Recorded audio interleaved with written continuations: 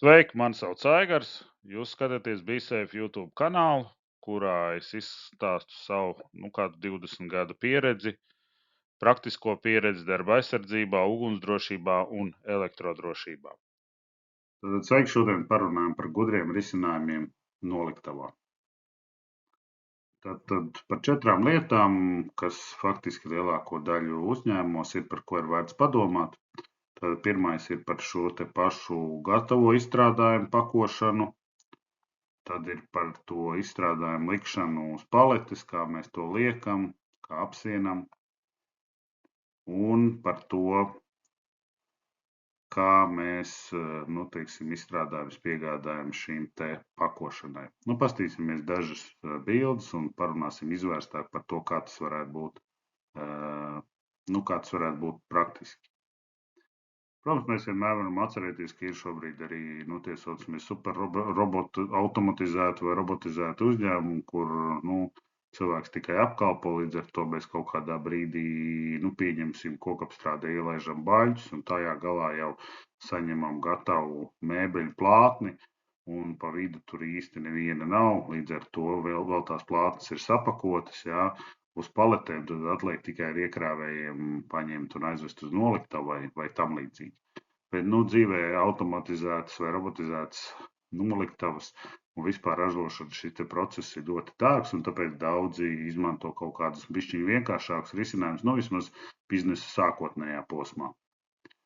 Tad pirmais par šiem te palešratiem vai paletētājiem, tad, ja mums ir jānogādā uz pakošanu, tad to sauc par savākšanu, produkcijas savākšanu, tad, protams, ka mums ir daļa uzņēmumu, kur izmanto vienkārši tā saucamos palešu ratus, viņi neregulējās šeit, es esmu iekopējis tādu, kur regulējās, līdz ar to mums ir vieglāk uzlikt kastes, ja vajag, vai paletes ar kastēm, kurās mēs saliekam iekšā, maksimāli mazāk, liecot muguru. Bet, protams, ka šeit atkal ir jāpieliek roku spēks, lai šos ratiņus uz priekšu un pakaļ kustināt. Ja? Protams, ir mūsdienās izdomāti elektriskie, līdz ar to tad mēs nospiežam pogu vai rokturi un tālāk jau ar elektrospēku šie te paletētāji brauc uz priekšu vai apakai, piebrauc pie noliktavas plaukta vai kur mums vajag, mēs ieliekam to, ko vajag, un tad dodamies tālāk. Otrs jau, ko izmanto tie saucamie rullīšu galdi, kas jau ir bišķi augstāks līmenis, jau līdz ar to vai mēs paši uz viņiem liekam, un tad viņi ir uzņēmumi, kur ar tādu slīpu, un viņi slīd no vairākiem, ir, kur jau tādas vairāk robotizētas rūpnīcas, tur, protams, šo te likšanu liek paši roboti vai atveda robotiem un tad uzliek uz šīm te līnijām, lai tālāk padotu kādam citam, vai tur pakošanai vai apsiešanai, vai kā citās gadījumos tur varētu būt. Protams, ka mēs zinām, ka ir super roboti, ja, tad visu šo te pasākumu, gan roboti pa zemi, kas brauc, gan mūsdienās pa gaisu, kas lido, ja, tad, vai tādi staigājoši roboti, kas faktiski nodublē pilnīgi cilvēku darbu. Otrs ir par šo izstrādājumu pakošanu, ja, tad mēs varam paši, protams, likt, bet ir uzņēmumi, kur mēs izmantojam tādas speciālas robotrokas, kur viņas nāk jau pa līniju, lielākoties, tad, ja mēs izmantojam robotu roku, tad nāk pa līniju, ja, un tad pats robots viņus sakārto kastēs vai saliek uz paletes. Jā, un, protams, ka pēc tam varētu būt situācija, ka pašas kastes, kurās ir sapakots, ja tās ir kastes, tālāk tiek padotas speciālam aizlīmēšanas un pakošanas tādam stendam vai vietai. Bet, protams, ka to visu var darīt arī roboti, līdz ar to, kā mēs redzam, atnāk šīs te paciņas, viņas tiek sakārtotas, saliktas un tālāk jau sapakotas, aizlīmētas, un to visu dara, protams, roboti. Tad par likšanu uz paletes, ja. Tātad, protams, mēs varam izmantot kaut kādas pacēlājas. Es esmu redzējis, kur ir bijuši ar magnētiem, ir tādiem, kurš nosprostojās, ka mēs ceļam augšā, viņš tīri piespiež un var pacelt. Ja. Ir varianti, kur mēs lietojam tos saucamos piesūcekņus. Jā, un, protams, ir arī robota rokas, kur jau attiecīgi ar šo te roku notiek. Jā. Protams, kaut kas varētu būt tā kā arī ar šīm te satvērējiem, ja kaut kas līdzīgs, jā, bet šajā gadījumā jau tā satvērēja roka vai šis te magnēts vai kaut kāds cits risinājums ir uz paša robota. Ir varianti, kur šie roboti arī braukā, ir, kur viņi stāv.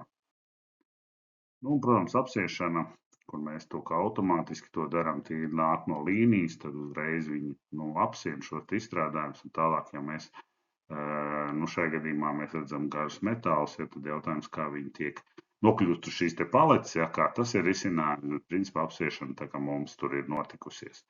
Tāpat tās ir šie te manuāli, kur mēs lielākoties izmantojam noliktavās, tad atvedam ar iekrāvējumu, uzliekam, un viņš pats tā kā nosien.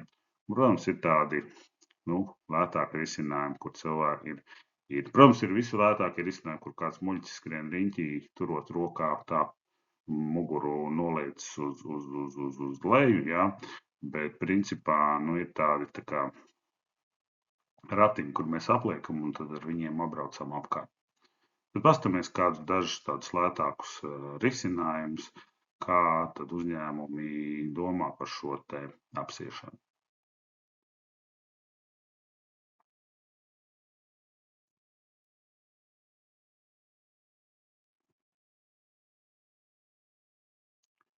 Un tad mēs redzam, ir vienkāršas kastes, jā, uzlikts vieta, tā tad ir šāds te šķīvis grozāms, jā, un cilvēks arī to izdara tajā gadījumā. Šajā gadījumā tā tad būs tāds galds, kur viņi tā kā jau vairāk nostiprina, attiecīgi līdzīgs stāsts, tad paņemam šo te plēvu rokā nav jātur, mēs apgriežam tā kā vienā veidā un pēc tam pagriezīsim pa kasti, ja to vajag, un notīsim arī otrā veidā. Kaut kur esam runājis arī par šiem te drošajiem nažiem, kā vai atliek atrast video par drošiem nažiem, nevis tie saucamie papīra naži, ko mēs ikdienā lietojam, ja. Šeit, kā redzam, ir arī izdomāts risinājums, ja divas paletes ir vajadzīgas apsiet, ja kā uzregulēt tā, lai šis te, iesienamais materiāls notur sevi augstāk, ja, un viss tiek nopakots un tālāk.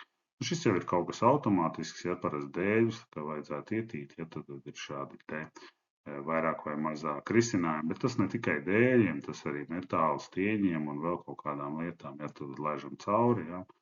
Un it sevišķi mēbeļu detaļām es esmu to redzējis arī Latvijā, šādu te risinājumu izmanto. Šeit ir šis te vienkāršais, ko es teicu, tad atvedam ar paleti vai palešu ratiem, uzliekam, un tālāk jau tad attiecīgi pats šī te iekārta celsies augšā, notīs, jā, un pēc tam kaut kādā brīdī ir tādas, kuras signalizē, ka ir notinušas, ir tādas, kuras vienkārši apstājās, un tālāk jau tad mēs varam viņus šo te paleti. Ir, protams, tādas, kuras arī tā kā pašas nogriež, ir, kur cilvēkam ir jāgriež, tā kā tur arī ir dažādi veidi tie risinājumi. Šim tātad skatīsimies, es pieņemu, ka nogriešana nav, cilvēks atnāca un ar drošo nazi, ja jūs redzējāt speciālu nazi, kur asmens bija iekšā.